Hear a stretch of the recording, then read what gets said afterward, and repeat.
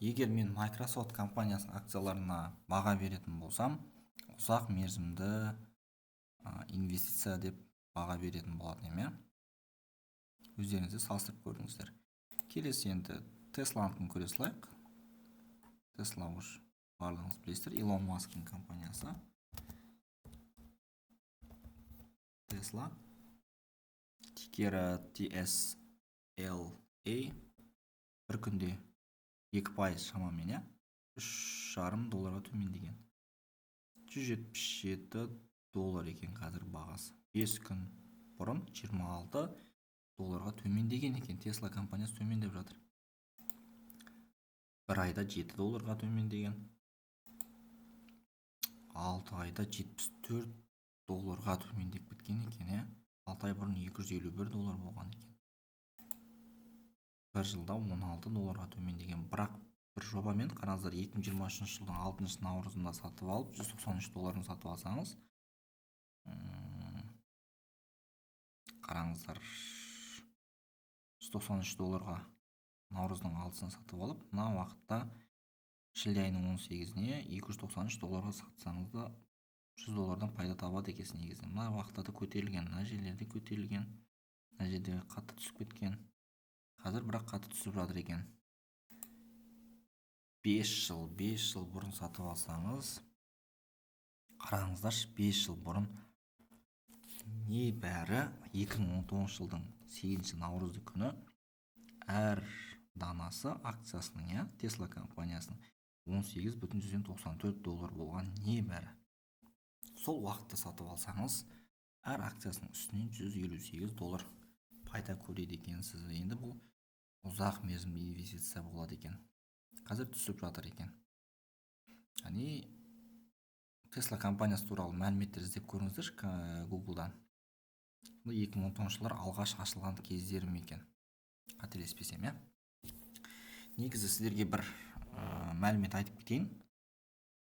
Қазіргі көбіне жаңағындай бізде глобальный болып жатқан компаниялар, яғни қазіргі трендте болып жатқан компаниялар, менің ойымша, ең көтерілетін шегіне дейін жетіп қойды көтеріліп. Мысалы, Тесла компаниясын айтайық, менің ойым енді. Мысалы, ең биік жағы, міне қараңыздар, ең жақсы көтерілген жылы 2021 жылдың 5 қарашасы күні $407,36 болып көтерілген, иә. Мен енді ойлаймын, бұдан артық қатты көтерілмейді $400-дан. Көтерілу мүмкін, енді көтерілсе де қатты көтерілмейді деп ойлаймын. Өйткені тренд болып жақсылап әйгілі болды. Ең көтерілетін шегіне жетті. Бұдан артық қатты көтерілмейді деп ойлаймын. Енді ол менің ойым, бірақ алдағы уақытта енді қалай болатынын білмейміз. Мүмкін бұдан да қатты дамып кетіп, Тесла компаниясы бұдан да қатты көтерілу мүмкін акциялар, иә. Toyota'ныкін көре салайық. Toyota компаниясыныкін.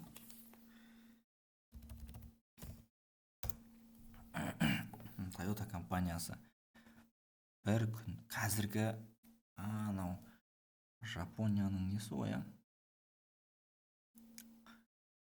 валютасы доллардікі жоқ па екен? Доллардікімен көру керек негізі.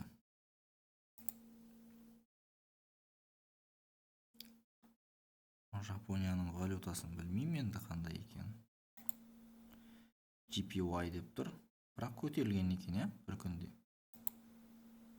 5 күнде 5% пайызымен көре көрші, 1% көтерілген. 5 күнде 5%-ға, 1 айда 15%-ға көтерілген. 6 айда 45%-ке көтерілген. 1 жылда 96%-ке көтерілген. 5 жылда 188%-ке. Toyota'да негізі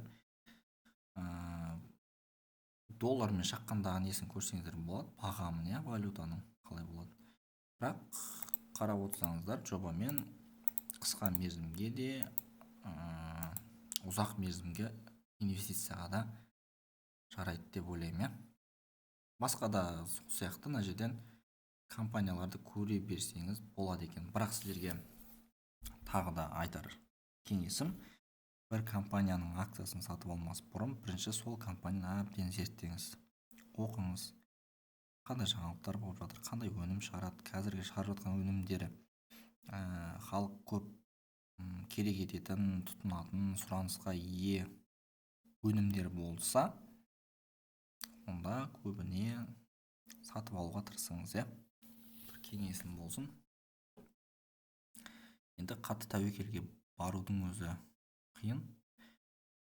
Басқа да компанияларды көріп шықсаңыз болады. Жалпы акциялар туралы сіздерге бір сайт берейін. Ең қажетті сайт бұл finviz.com деген сайттан көрсеңіздер болады. Мен басынан кіріп көрсете салайын сіздерге.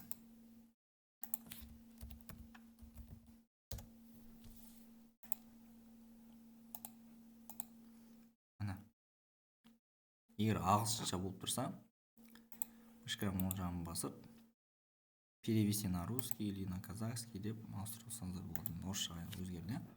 Мына жерде вкладкалар бар, новости бар, карта, группа, портфолио дейді. Мына көрсеңіздер болады. Мына жерде компаниялардың аттары белгіленген, мына тикермен тұр.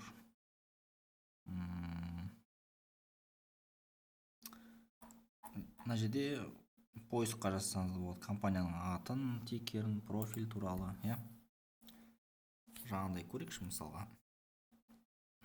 Tesla дедік, Tesla тикер TSLA дедік. Көрейік, мына Tesla'ныкіне. Маған негізі свеча емес, свечадан көрсеңіздер болады. Мына қызыл деген төмен дегені, жасыл көтерілгені. Егер мынау жуан жағы ұзын болса, бұл жақсы көтерілген, қысқа болса қатты көтерілмеген, қызылда тура солай, ұзын болса қатты төмендеген, қысқа болса қатты төмендемеген деген білдіреді. Мен негізі линияға үйреніп қалғам көбіне. Линиямен көрсеңіздер болады екен. Мына бір күнде мына жерде доллар бағасы тұр, қалай көтерілген, қалай төмендеген, ай сайын көрсеңіздер болады. Мына немесе значокты басып өздеріңізге қажетті уақытты датаны таңдап алсаңыздар болады. Мына осы жерден көрсеңіздер болады. Немесе жаңа айтқандай, көбіне TN Global бар, Freedom Broker. Осы компанияны, осының TraderNet Global деген жаңа біз қосымшасын айттық, мобильді қосымшаны, приложениені. Сол приложениенің ішінен де жаңағыдай статистикаларды көрсеңіздер болады салыстырып, Енді дивиденд деген не? Дивиденд дегенді былай түсінсеңіздер болады. Мысалы,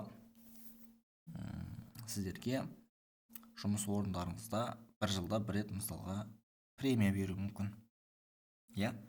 Дивиденд деген солай премия деп түсінсеңіздер болады. Яғни